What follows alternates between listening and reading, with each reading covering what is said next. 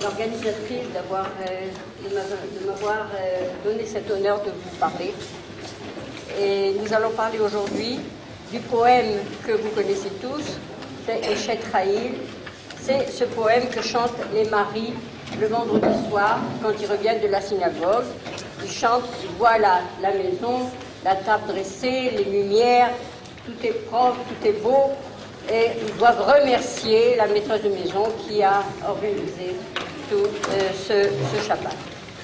Il faut toujours savoir remercier, c'est une chose très importante. Et c'est la façon dont le mari a de remercier sa femme. En fait, ce poème a été écrit par Shlomo Ameler pour sa mère, Bathsheba. Sa mère, c'est Bathsheba qui a imposé au roi David, c'est la femme du roi David, de choisir Shlomo comme le Yoresh, comme le futur roi, Shlomo Ameler. Donc il a écrit ce poème en fait pour sa femme, pour sa mère, pardon.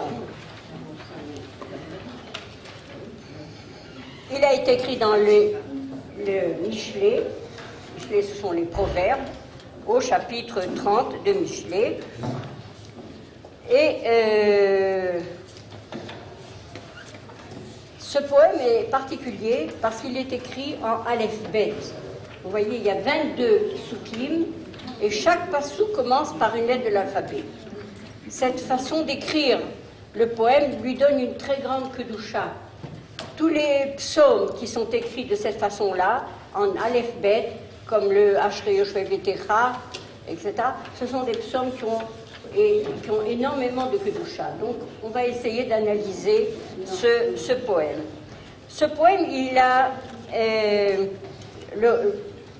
pour revenir à ces 22 lettres, le Ben Ishraï, qui est un chacham assez contemporain, le Ben Ishraï a dit que ces 22 lettres que l'on lit le vendredi soir permettent d'ouvrir 22 tsinorotes du Gan Eden qui font descendre la bracha et le shefa le Shabbat.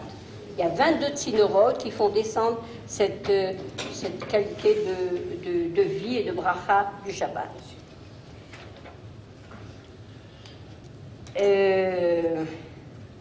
En fait, il y a une certaine analogie entre le poème de Eshet Ha'il et le Shir HaShirim.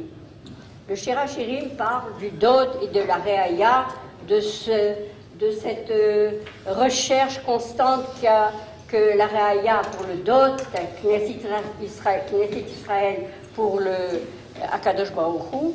Ici, on voit surtout que c'est le Dod qui fait la louange de la Re'aya, qui fait la louange de la femme. Alors, finalement, cet Eshet Ha'il, ce n'est pas seulement la femme, dans le Pshat, c'est la femme qui organise sa maison et qui élève ses enfants et qui reçoit son mari. Mais les Chachamim ont donné énormément d'explications, d'autres niveaux d'explications de ce Eshet Ha'il. Eshet Ha'il, c'est la Shrina aussi, qui vient et qui remplit la maison le Shabbat. Eshet Ha'il, c'est aussi le Shabbat, avec par rapport aux 6 jours de la semaine. Eshet Ha'il, c'est aussi la Torah, c'est aussi la Neshama Yetera qu'on reçoit le Shabbat. Donc il y a des niveaux différents de compréhension de ce Eshet Ha'il. Nous, on va essayer d'expliquer, notre propos est d'analyser chacun des versets et de voir à quoi ils se rapportent, chaque verset du Eshet Ha'il, et les commentateurs, les Midrashim, ont attribué une image féminine sur chaque passouk, une image féminine du Tanakh. Et nous allons voir comment cette image féminine se rapporte au passouk. Alors si vous voulez, on va suivre ensemble le texte et on va voir à chaque fois à quoi il se rapporte. Alors, la première phrase, Eshet Ha'il mi-imtsa. Alors, voilà que dès le début, on a l'air de se démoraliser. Pourquoi se démoraliser dès le début? Eshetraïl mimtsa. Ça signifie, c'est presque impossible à trouver. Or, à la fin du pasouk, à la fin du chant, on parle de Rabot Banot Asuchaïl. Rabot Banot Asuchaïl. Donc, il y a presque une contradiction entre ces deux versets. Eshetraïl mimtsa, Rabot Banot Asuchaïl. En fait, il y a une grande différence entre la Isha et la Bat. La Isha, elle a des responsabilités. Elle construit un foyer, elle construit une maison, elle élève des enfants, elle protège le mari. Donc la femme, c'est une Eshetraïl. Eshetraïl, c'est la femme qui vaillante, c'est mieux que la femme vertueuse. La femme vaillante, nous allons voir qu'elle n'est pas du tout passive, elle est active, elle entreprend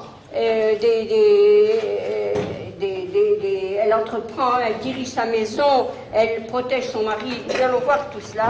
Donc, la différence entre Eshet et Banot. Abat, c'est un potentiel. À Isha, c'est déjà une réalité, une réalisation de ce potentiel. Et le Ben Ishra dit que Eshet, c'est aussi le Shabbat. Si tu fais le Shabbat, alors tu as Chayil toute la semaine. Eshet Chayil. Tu fais le Shabbat, tu as la bracha toute la semaine. Eshet Chayil. Toute la semaine, c'est Chayil. Ça, c'est une façon de lire, une façon allégorique de lire ce psaume-là. Rachok mi pninim. Dans ces pninim, on sent aussi la pnimiyut. La pnimiyut, l'intériorité des choses. Elle comprend les choses de l'intérieur.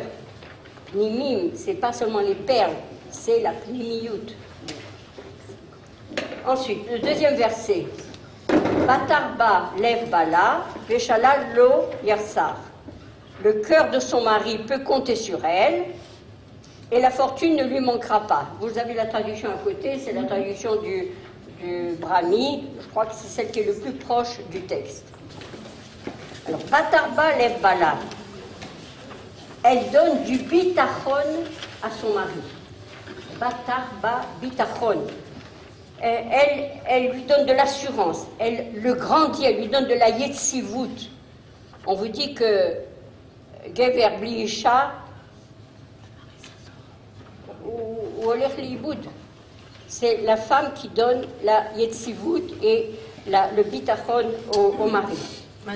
Elle croit. Yetzivut, c'est l'assurance. L'assurance.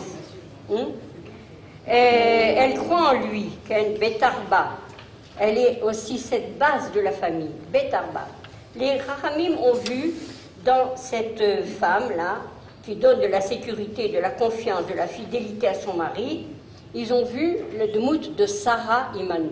Sarah Imanu, quand Abraham lui a dit Lech Lecha, elle n'a pas émis d'objection, elle n'a pas dit non, on est bien ici, on a tout le confort, etc., une grande civilisation, ou Kazim. Non, Batarba le Bala, c'est-à-dire que dès qu'il a dit on s'en va, elle part. Quand elle a été prise par Pharaon, il a eu confiance en elle, il savait qu'elle saurait mettre la barrière, etc. Donc, cette assurance est donnée par Sarah Imenu. Les Chachamim ont vu, les Midrashim ont vu dans ce passouk une référence à Sarah. Troisième passouk. Gemalateu tov velora kol yomei chayea. Gemalateu tov velora, elle lui procure du bien et non du mal tous les jours de sa vie. C'est étonnant qu'on dise elle lui procure du bien et non du mal. Pourquoi on ajoute le mal ici? Elle lui procure du bien, ça suffit. Alors, on n'a pas besoin de parler du mal. C'est-à-dire que il faut savoir que dans la vie du couple, il y a des fois certaines faiblesses chez l'un des conjoints, ou chez la femme, ou chez l'homme. Il faut savoir passer sur ces faiblesses, ne pas les mettre en avant, ne pas les enfoncer, ne pas les mettre en relief. Il y a des fois des paroles qui ne sont pas à leur place. Les hommes ont certaines difficultés à mettre de l'ordre ou à s'occuper du Massar Nassa ou à s'occuper des Kniyot, etc. Il faut savoir passer là-dessus. Ne pas accentuer, et puis pour la femme, ne pas accentuer les petits défauts de chacun. Et ça facilite beaucoup la vie à deux. Les Chachamim ont vu dans cette femme qui a dû doigter, ils ont vu Rivka. Pourquoi Rivka? Parce que Rivka, dès le début, elle a vu qu'il fallait donner la bracha à Yaakov et pas à Esav. Et elle a vu que Yitzhak aimait Esav. Elle n'est pas venue lui dire « Tu n'as rien compris, regarde Esav ce qu'il fait dehors, regarde ce machin, regarde comment il se conduit. » Non, elle a d'une façon, avec perspicacité, avec souplesse, elle a su orienter la bénédiction vers Yaakov sans blesser les susceptibilités de Israël. Donc on voit ici, c'est l'admout de Rivka, avec sa façon de comprendre les choses. Le passage qui vient après, Darsha Tsemer ou Plishtim, Vatas Bechefetz Kapea, elle va à la recherche de la laine et du lin qu'elle façonne selon la volonté de ses mains. Alors le pshat, évidemment, elle a un rouet, elle a un peller, là, je ne sais pas comment on appelle un peller. Alors, on parle ici de Tsemer ou Plishtim. Ce qui est étonnant, parce que le Tsemer ou Plishtim sont interdits dans le Chatnès. Dans le Chatnès, c'est interdit. On ne doit pas mélanger le lin et la laine. Pourquoi ici, on met ensemble le lin et la laine? Parce qu'il y a un endroit où le lin et la laine étaient permis, c'était chez le Kohen Gadol, au Beth Amikdash. Les vêtements du Kohen Gadol, c'est-à-dire quand il y a la Kedusha, il n'y a plus de nigoudim entre les choses. Alors tout ça pour vous dire, dans le ménage, essayez de faire entrer cette Kedusha. Même si les deux tempéraments sont différents, comme on a vu par cette excellente conférence de Mme Marouani, l'homme c'est l'homme et la femme c'est l'homme. Ici on dit que Tsemer ce serait le côté masculin et Pishtin le côté féminin.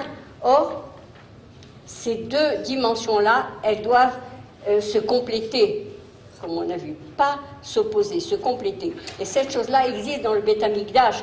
Donc faites rentrer un peu de cette kedusha du Beth Amikdash dans la maison. C'est pour ça qu'il y a référence à Tsemer ou Pishtim, ce que disent les Chachamim. Évidemment, qui est la personne qui va représenter ce Tsemer ou Pishtim?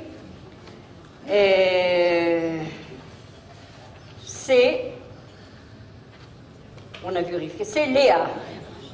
Léa, elle travaille, elle fait les vêtements pour son... Si on revient au Pshat, elle fait les vêtements pour sa famille. Elle a une grande famille, Léa.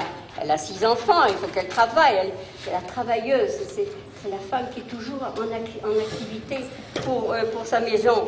Elle est travailleuse, elle a une famille nombreuse et elle accepte aussi son destin de femme secondaire. Parce que la femme aimée, c'est Rachel. Et toujours on dit Ishti, quand Yaakov parle de Ishti, ma femme, c'est Rachel. Léa lui a été imposée, il a aimé aussi Léa d'une autre façon, mais sa femme, c'est Rachel. Donc elle accepte un peu d'être un peu en retrait, bien que c'est elle qui forme les Kohanim et les Melachim et les prophètes, etc. Léa a un mérite énorme. C'est elle qui a donné Yehuda, c'est la Malchout, et Lévi, c'est la Keuna, etc. Donc ce sont des femmes... Léa est une grande dame, et c'est drôle, mais à Jérusalem, il n'y a pas de Rechov Léa. Il y a Rechov Rachel, mais il y a Rachel Imenu, il n'y a pas Rechov Léa. Donc il faudra corriger ça. Il faudra corriger ça.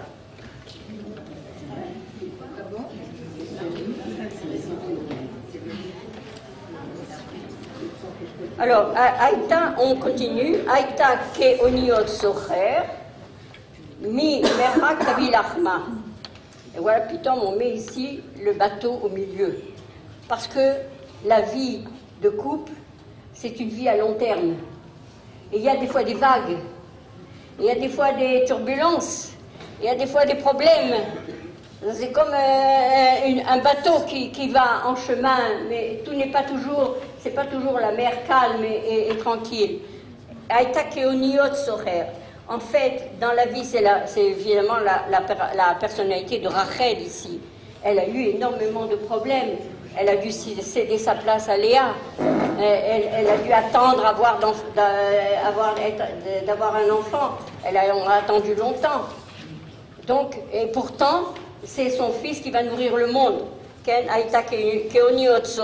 qu'on dit ensuite, hein? Et elle ramène sa nourriture de loin. Elle va nourrir le monde entier. C'est bien Rachel qu'on voit ici. Aïta keoniot socher. Oniot, c'est On Hachem. On Hachem. La richesse, la matérialité, elle vient de Hachem. On Hachem. C'est ça, cette Onia qui s'en va sur le chemin. Alors, donc, on voit avec Rachel, celle qui sait, malgré les complications de la vie, c'est la femme aimée et c'est son fils, donc, qui va nourrir le monde. On continue, Vav. On est au Vav. Vatakom beod laila, vatiten teref leveta, vechok lena otea. Elle se lève quand il fait encore nuit pour donner des vivres à sa maison et leur dû à ses jeunes filles. Là, on voit une femme qui a une grande maison, qui a un château, qui a un palais. Elle a des servantes, elle a des ordres à donner à droite et à gauche. Les Chachamim ont vu ici Batia. Batia, c'est celle qui a sauvé Moshe. Non seulement elle a sauvé Moshe, elle l'a élevé de façon à ce qu'il soit un manig, qu'il sache diriger un peuple. Elle l'a élevé d'une certaine façon, qui était une façon royale. Il fallait qu'il ait cette direction des choses. Donc on attribue beaucoup de Tovot à Batia, et qui, elle, est une maîtresse femme. C'est une maîtresse femme, hein, elle sait diriger son monde, elle sait... en plus, elle se lève tôt le matin. Vous savez, pour revenir au Pshat, c'est très important que le matin, la maman se lève un peu plus tôt que les autres. D'abord, en se levant tôt, elle entraîne son mari à aller à la synagogue. C'est le moment d'aller prier. Et puis, ça évite le balagan des sandwichs, des cartables, des vêtements, des machins. Et le matin, tous les enfants sont là, etc. Il faut qu'elle soit un peu en avant sur toute la préparation de tout le départ du matin. Donc, c'est important qu'elle se lève un peu plus tôt.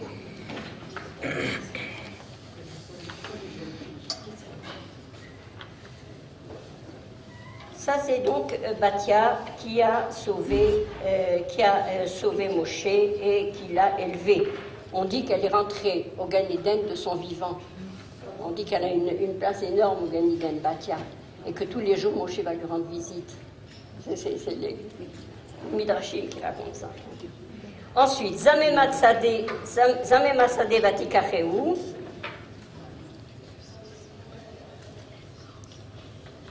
Mipri Kapea Natakarem.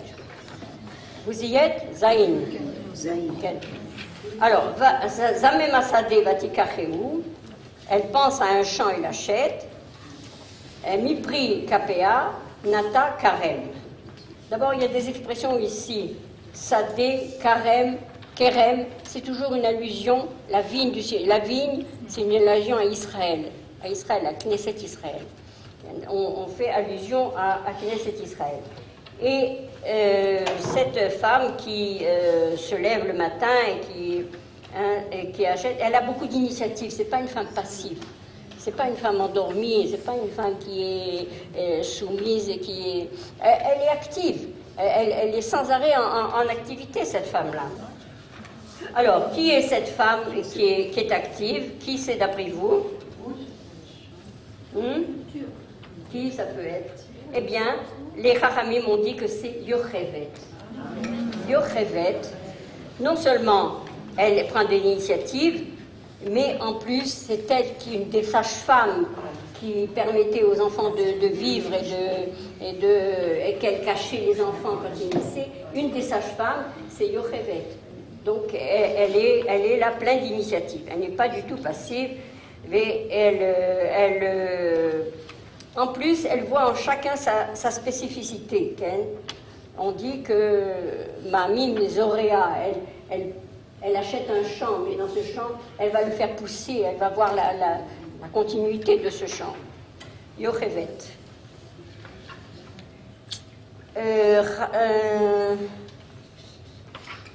Chagra be'oz motnea ve'te'amez ro'otea. Elle ceint ses reins de force et déploie l'énergie de ses bras. Qui ça peut être, d'après vous? Myriam. C'est Myriam. C'est Myriam. Très bien, c'est Myriam. Myriam a de l'audace. Elle est audacieuse parce que toute petite fille qu'elle est, elle a sauvé son frère qui était sur le Nil, là-bas, elle a bien surveillé, qu'est-ce qui va se passer, et quand quand Batia a pris le berceau, elle est tout de suite venue dire j'ai une nourrice pour lui, etc. Et en plus, elle a fait autre chose, Myriam. Quand le père s'est séparé de la mère, vous connaissez, c'est elle qui est venue lui dire tu fais des choses beaucoup pires que Pharaon. Alors il faut revenir. Et quand il est revenu avec sa femme, c'est là qu'est né Moshe. Donc elle a un rôle extrêmement important ici dans la famille, Myriam. En plus, c'est elle qui a donné l'eau, ce puits qui suit les enfants d'Israël tout le long de... Donc elle est audacieuse. Hein. On dit qu'il faut un peu de hazout dès que doucha. Dans Israël, il ne faut pas hazout, c'est la grossièreté, c'est pas la peine, mais hazout dès que doucha, il faut savoir des fois s'imposer, savoir dire les choses comme il faut, ne pas être trop effacé, trop timide. Et elle a cette hazout des kedusha. En plus, chacun doit savoir développer ses talents personnels. Chacune a un potentiel énorme en elle, et il faut savoir l'exprimer, ce potentiel. Alors, pour ça, il faut un peu d'audace, il faut un peu aller de l'avant et savoir des fois s'imposer quelque part dans la kedusha. Qui ça peut être, d'après vous? Sa lampe ne s'éteint jamais. Déborah.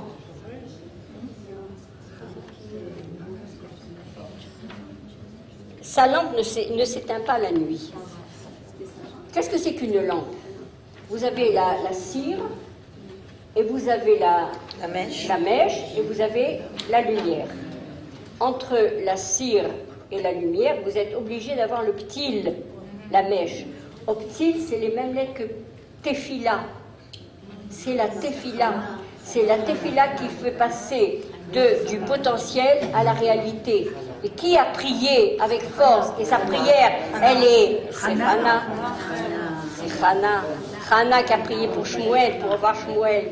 Elle a su prier, elle savait sa lampe ne s'éteignait jamais. Pourquoi? Parce qu'elle a ce ptil qui réunit les deux dimensions, la matière et la flamme.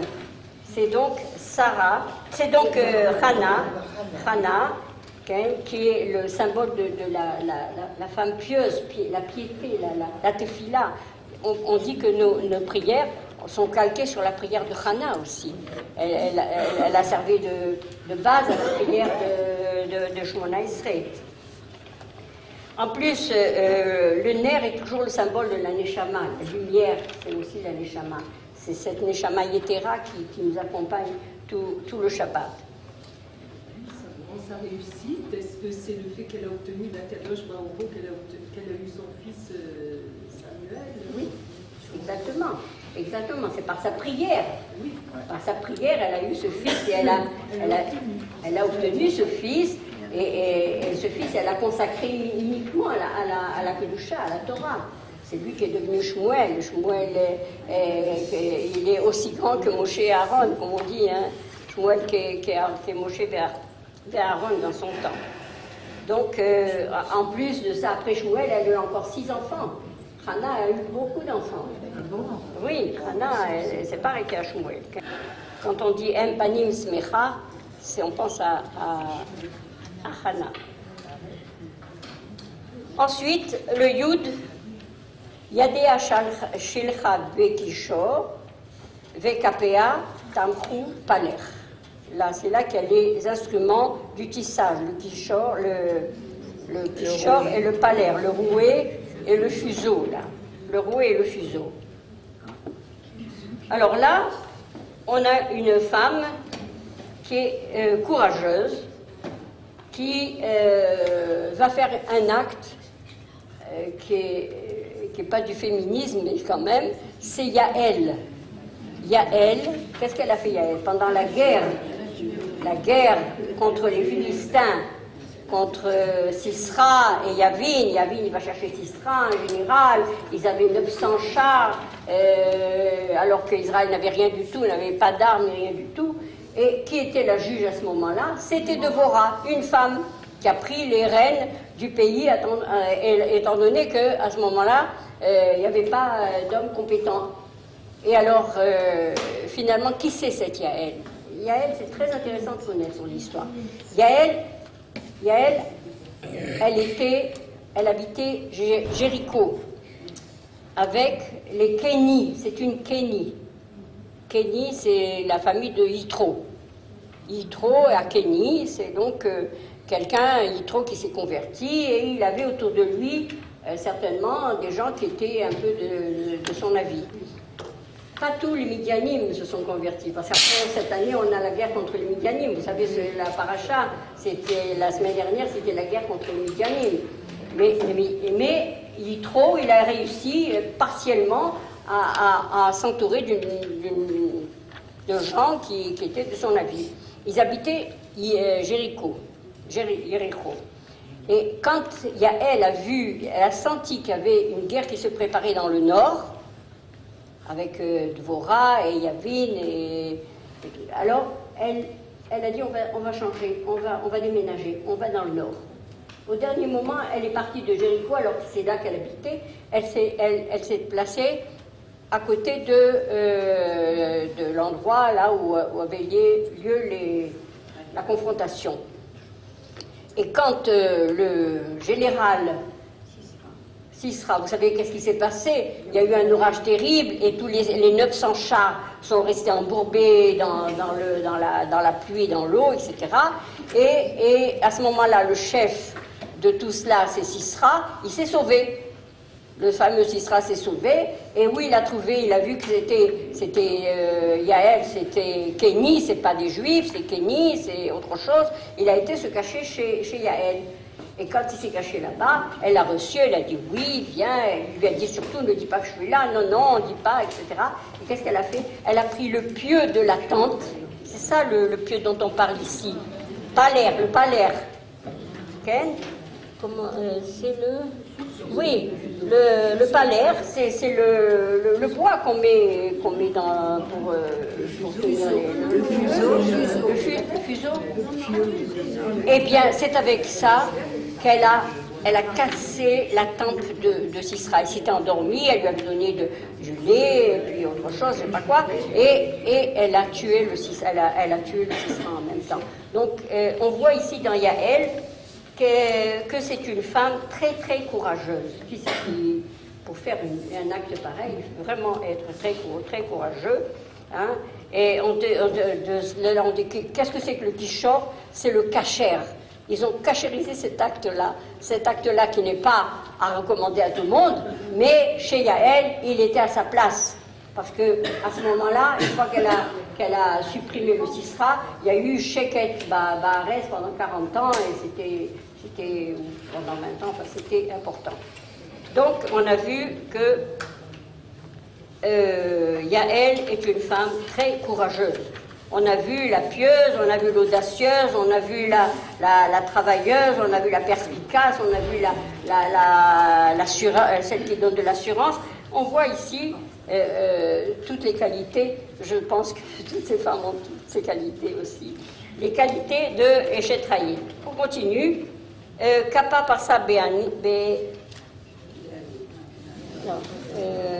On est à Kaf. Kappa Parsa Léani, Veadea Shilcha le Evion. Ça, c'est la femme généreuse, celle qui fait la tzedaka, celle qui pense aux vieux, aux pauvres.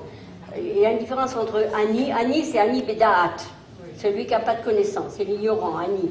Tandis qu'Evion, c'est celui qui a été riche et qui est descendu de ses nechassim, de ses biens, qui est devenu pauvre. Alors, il faut donner 2 fois plus à Evion qu'au Ani. Et d'ailleurs, on le voit ici. Kappa, une main, elle a tendu au Ani, mais au Evion, elle lui donne les deux mains. Vous voyez la différence? Kappa par ça les Ani, Veyadea, ses deux mains, Shalcha les Evion.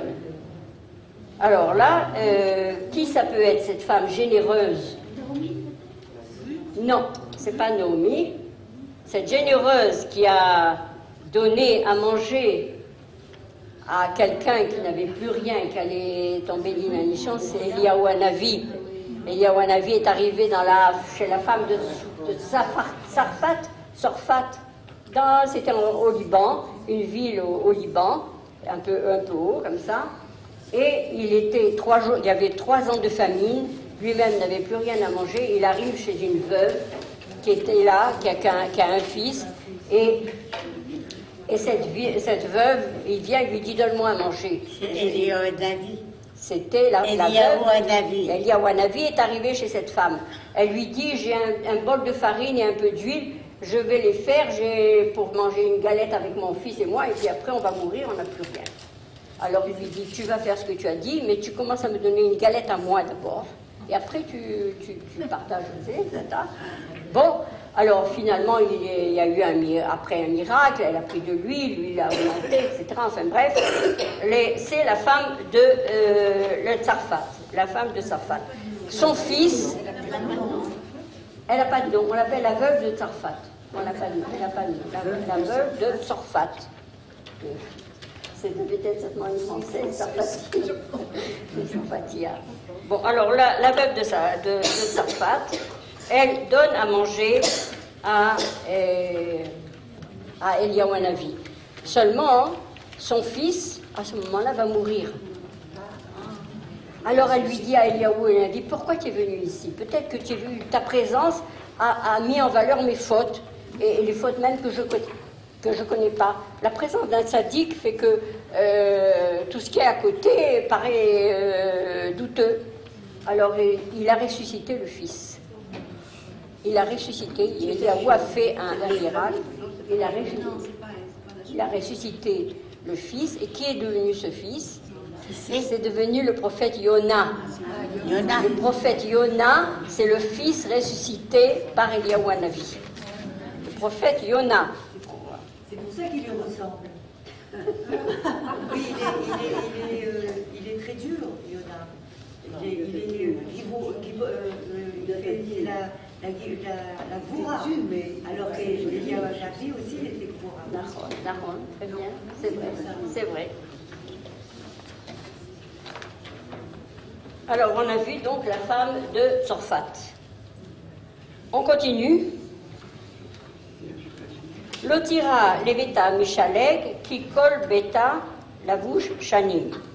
Elle ne craint pas la neige, shaleg, pour sa maison, car tous ces gens sont vêtus de vermeil.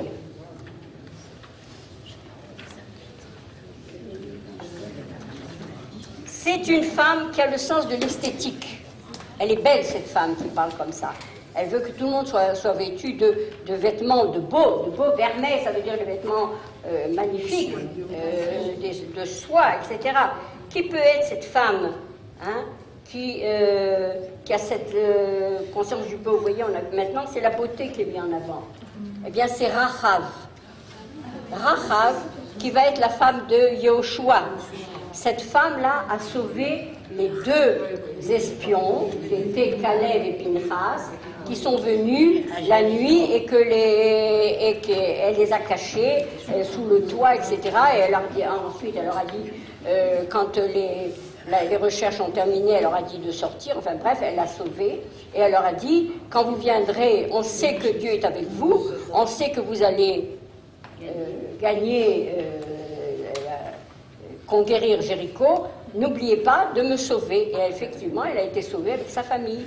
Pourquoi? Parce qu'elle a mis un fil rouge, Rouchani à la fenêtre, et il a vu le Rouchani, il a vu.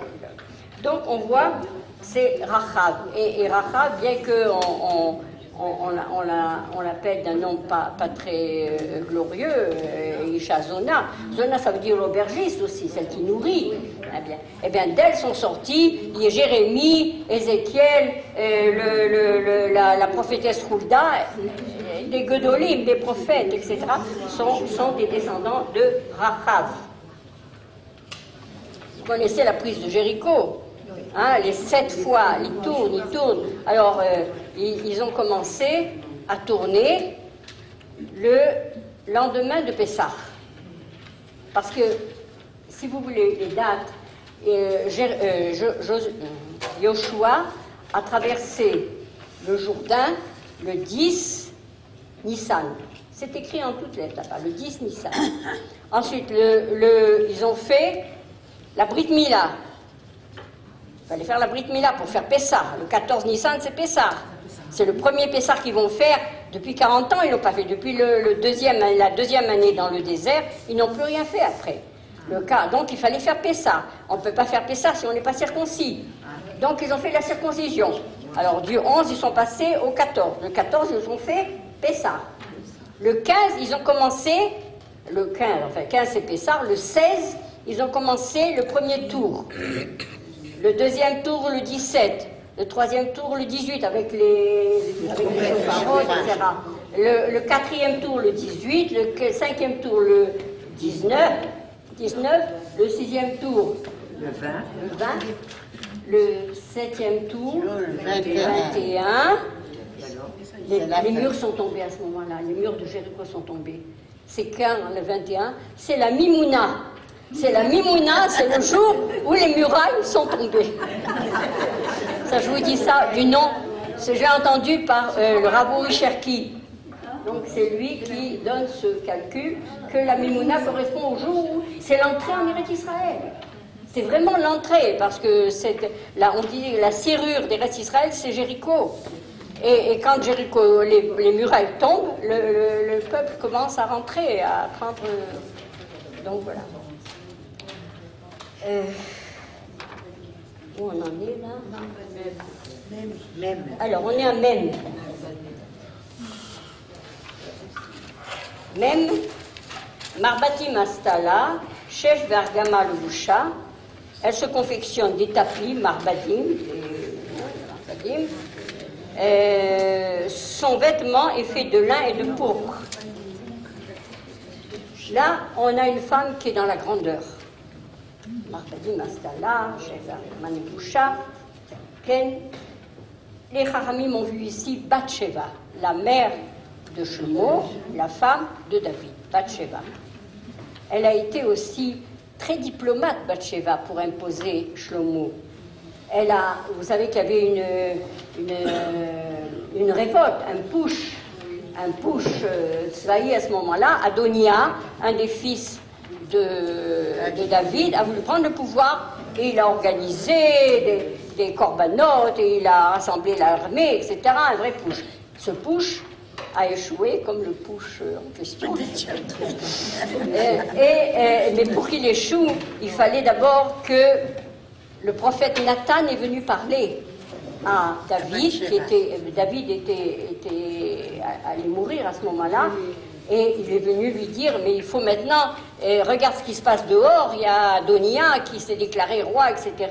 Il faut que tu saches. À ce moment-là, Bathsheba est venue, il lui a dit, mais comment, tu m'as promis que c'était Shlomo qui allait régner? Il a dit, oui, c'est Shlomo qui va régner et personne d'autre. À ce moment-là, tout le monde a accepté Shlomo comme roi, et le push a été... et il a été très grand, Shlomo. Au lieu de faire comme l'autre, Rogan, là, qui passe au fusil toute la bande, il a dit, Adonia, je ne te fais rien du tout, mais surtout, n'essaye pas de te révolter. Et il a laissé Adonia vivant. C'est quand même beaucoup de grandeur de la part d'un roi. Donc, on a vu que c'est Bathsheba. Elle a un rapport véritable à la beauté en soi, hein, et elle a donné donc ce fils, Shlomo, qui va régner pendant 40 ans et qui a construit le Beth Amikdash, etc. On est à Noun.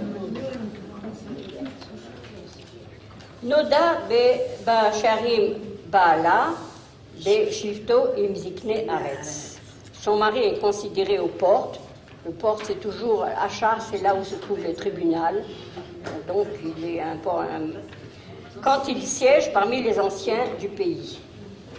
Les Chachamim ont vu ici la personnalité de Michal. Michal a sauvé David plusieurs fois.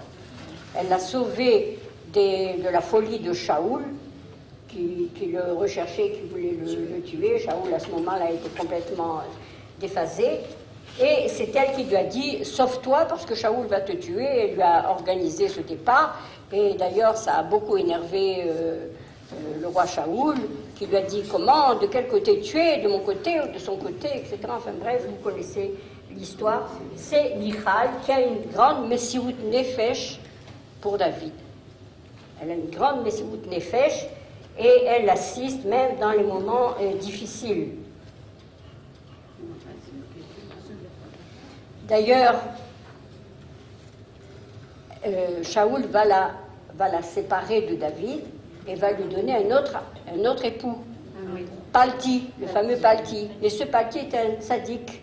Il a dit non, toi tu es Chétri, Ish, tu appartiens à David, et il a fait qu'il n'a jamais il n'a jamais touché. On disait qu'il mettait une épée dans le lit pour ne pas se rapprocher. Et quand Avner, vous savez qu'Avner, c'est le général de Shaoul. Et ce Avner, quand il a vu que les choses ne tournaient pas bien avec Shaoul et que la maison de Shaoul s'effondrait, il a dit, je vais donner mes services à David. Puisque Shaoul, du côté de Shaoul, il y avait 10 tribus. Du côté de David, il n'y avait que Yehuda, Ksad Binyamin et un peu les Lévi'im, 3 fois rien. Alors il a écrit à David, il lui a dit, je veux te rencontrer parce que je veux être à ton service. David lui a dit, magnifique, bien, allez, on va... il a voulu le recevoir en grand, bien que les hommes de David étaient très soupçonneux. Il a dit, non, celui-là, on ne sait pas qu'est-ce qu'il prépare encore. Il ne voulait pas tellement le recevoir, mais David a dit, moi je le reçois. Il a écrit une lettre, il veut me voir, je le reçois. Il va recevoir Avner ben Ner, mais il lui dit une condition, ramène-moi Michal. Et c'est à ce moment-là que Michal est revenu avec David.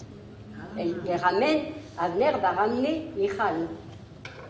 Michal, qui était la première femme de David. Voilà. Donc, vous savez ce qui s'est passé avec Avner, le pauvre? Eh bien, parce que Yoav, c'était lui le général de David.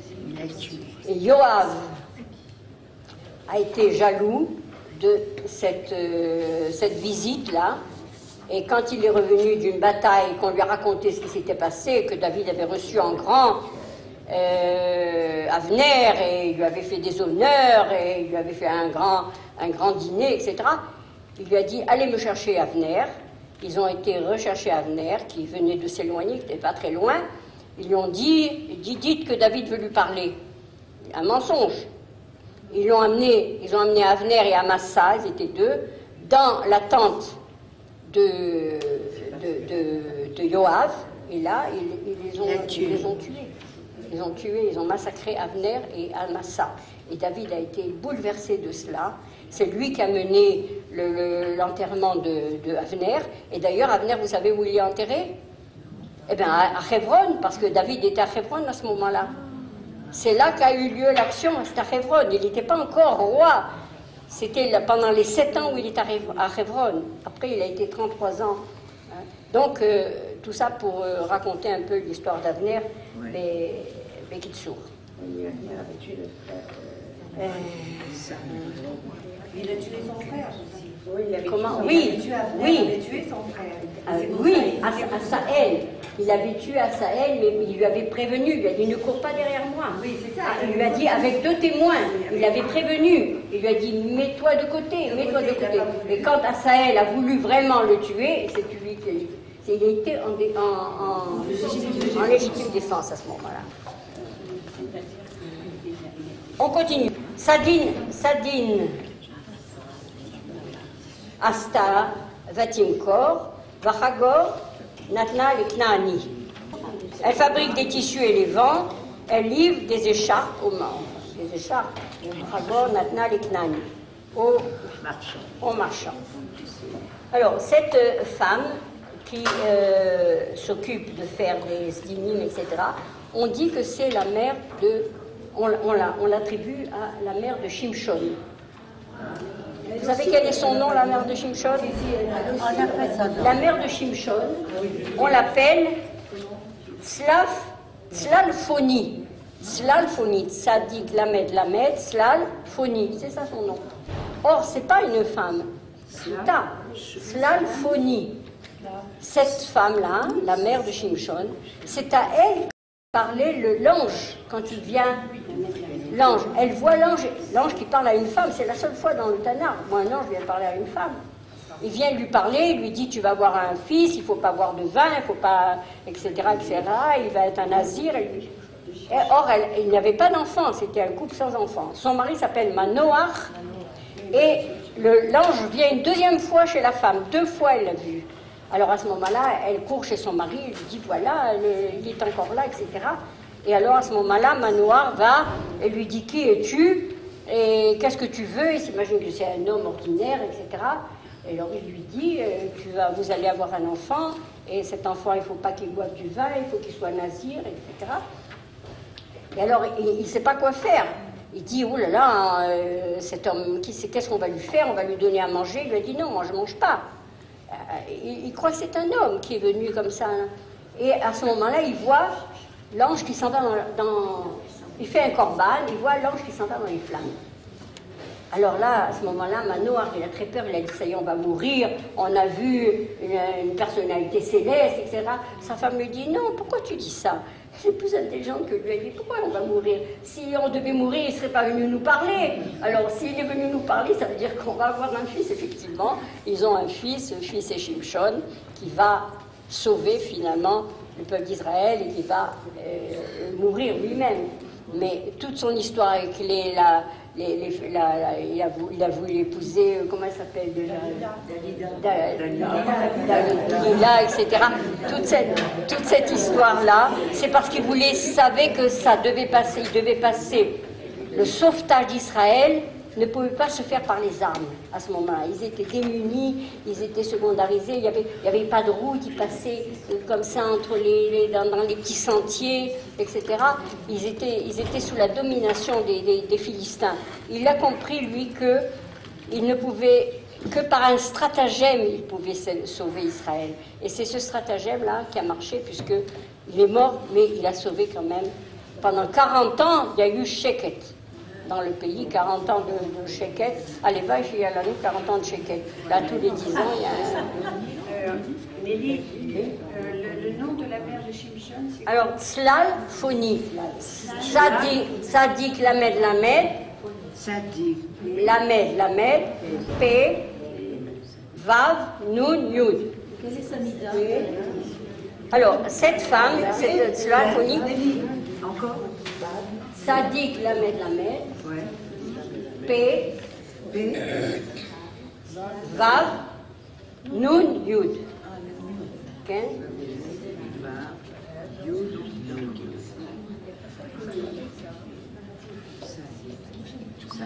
Cette femme,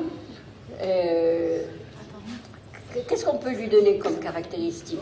La mère de Shimshon.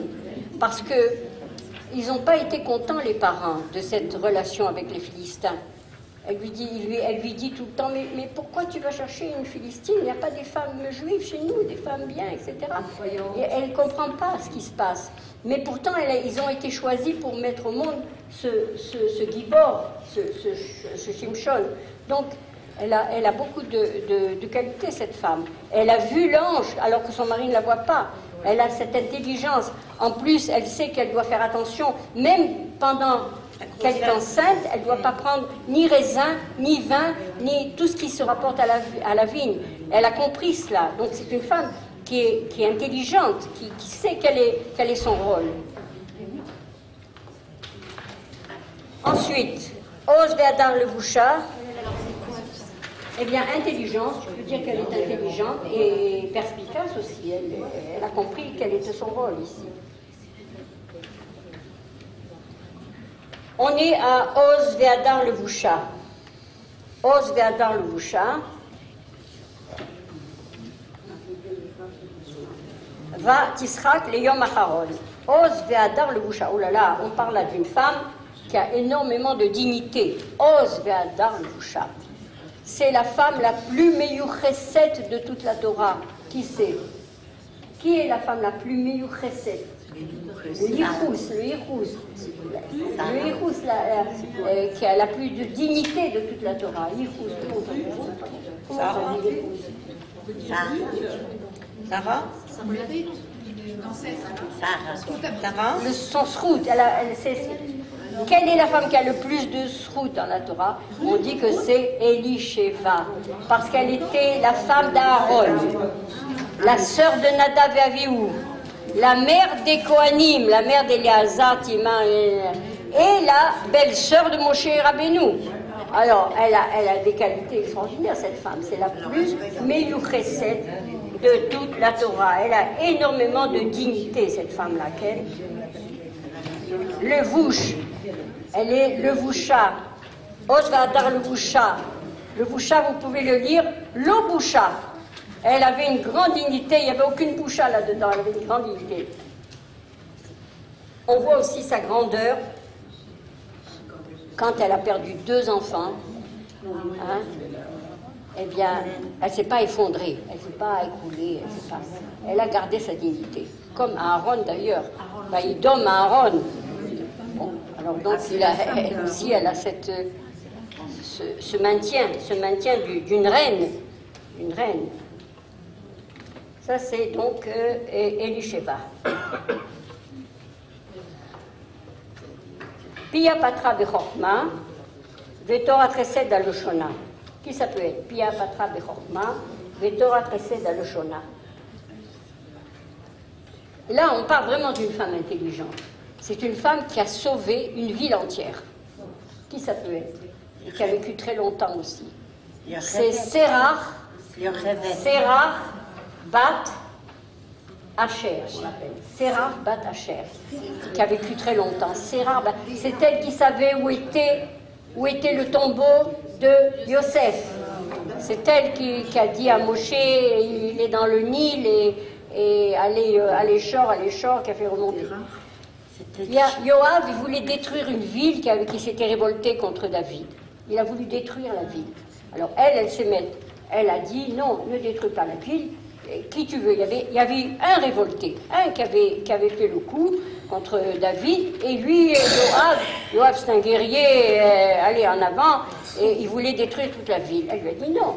S'il y en a un qui a trompé David, c'est celui-là qui doit être puni. Et elle a trouvé le 1, elle lui a donné, et la ville a été sauvée.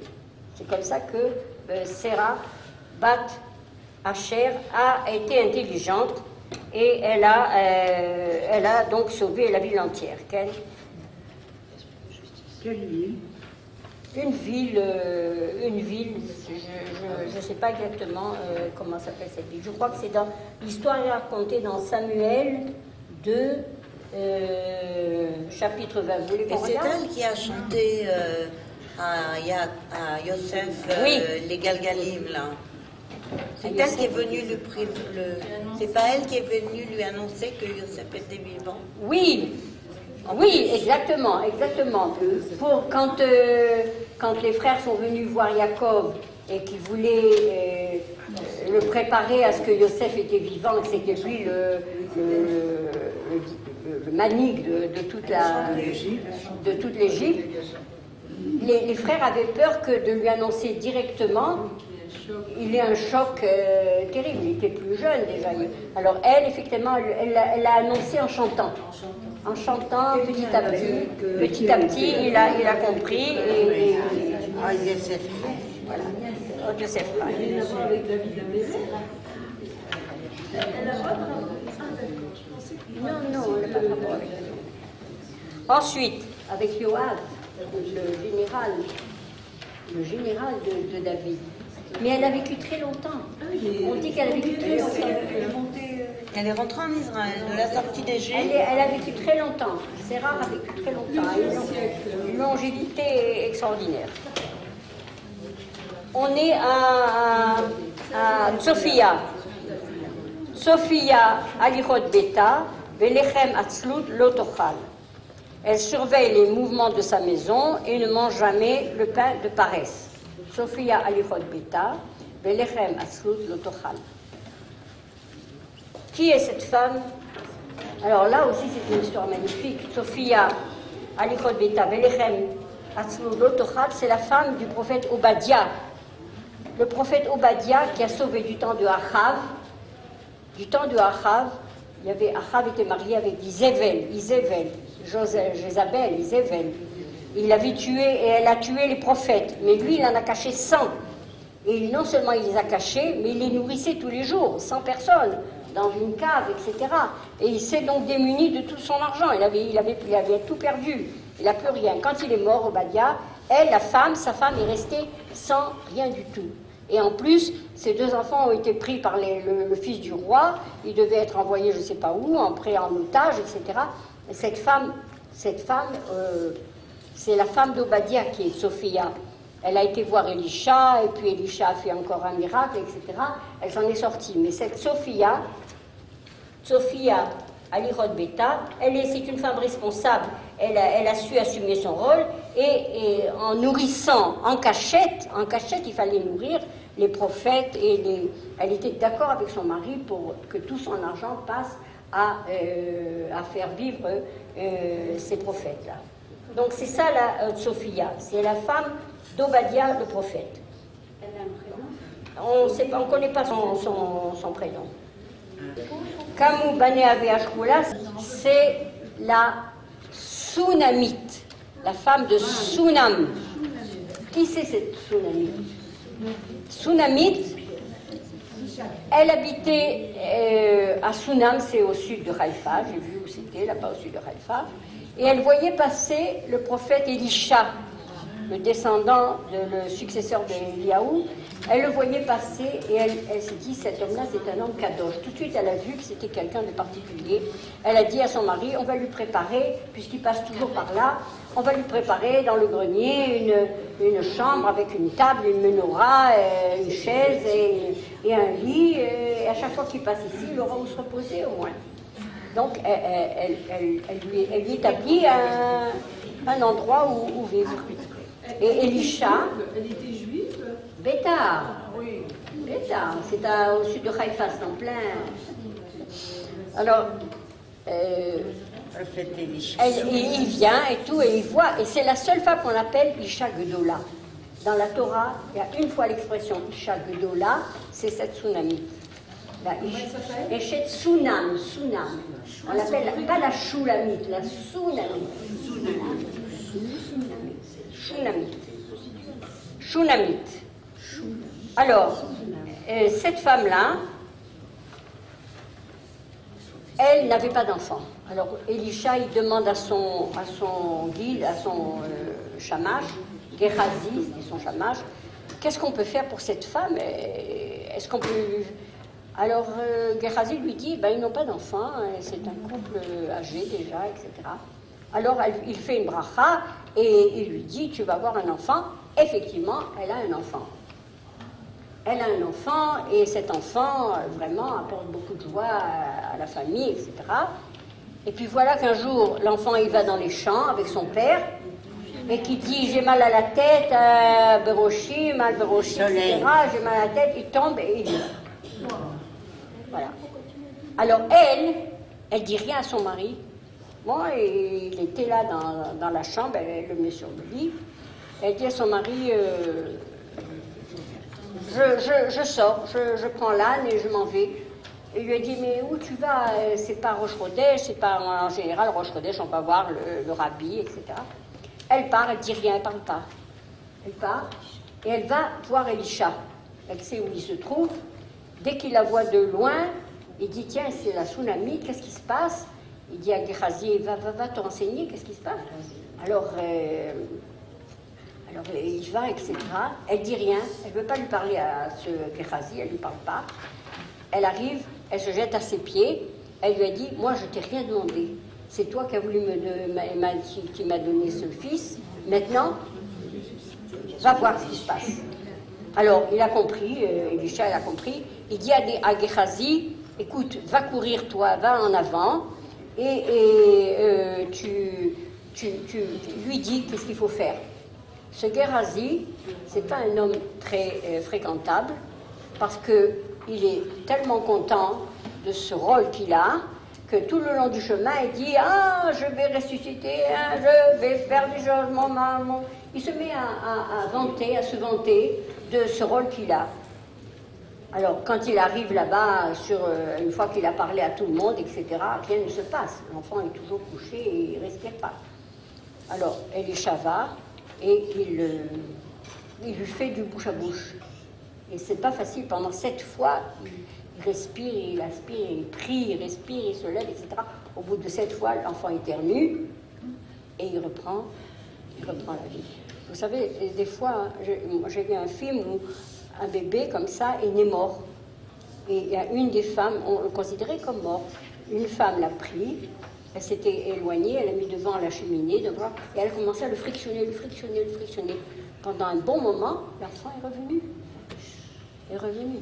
Donc, des fois, alors là, il a fait de la respiration artificielle, l'enfant est revenu. Donc, Eliaou a sauvé l'enfant de la Tsorfate, de la Isha Tsorfatite, et voilà qu'Elisha, il sauve l'enfant de la tsunami.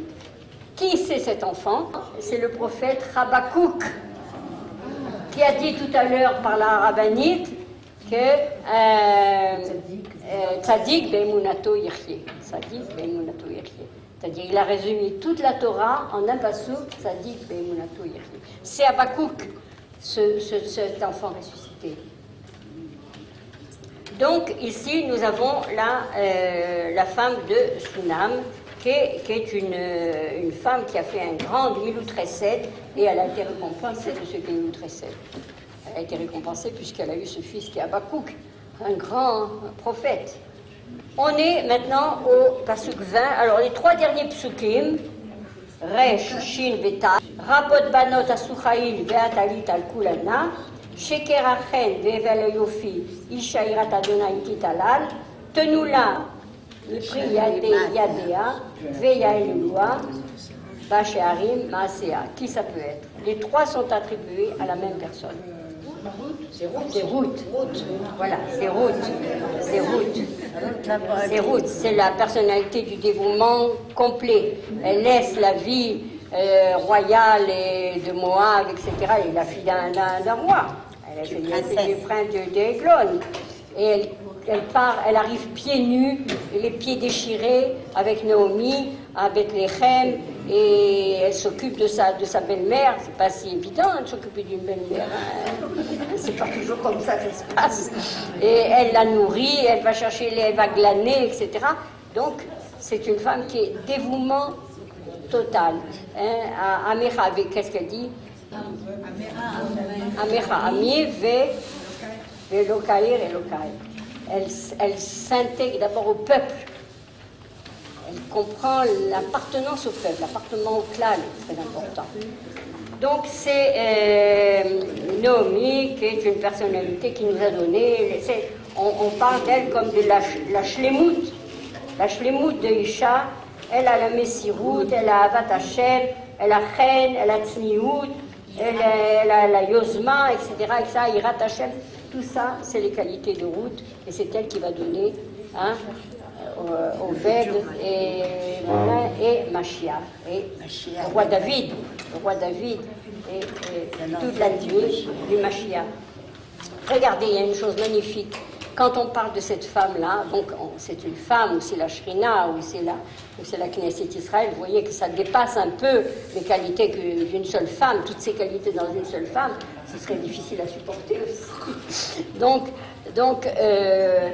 à la fin, regardez à la fin, la dernière phrase, Tenu la Mipri Yadea, Tenu la Mipri Yadea, vous avez les Sofetevot, vous avez Vav, Tenu, après vous avez He, La, Mipri, Yu, Yadea, et vous avez le nom de Hachem.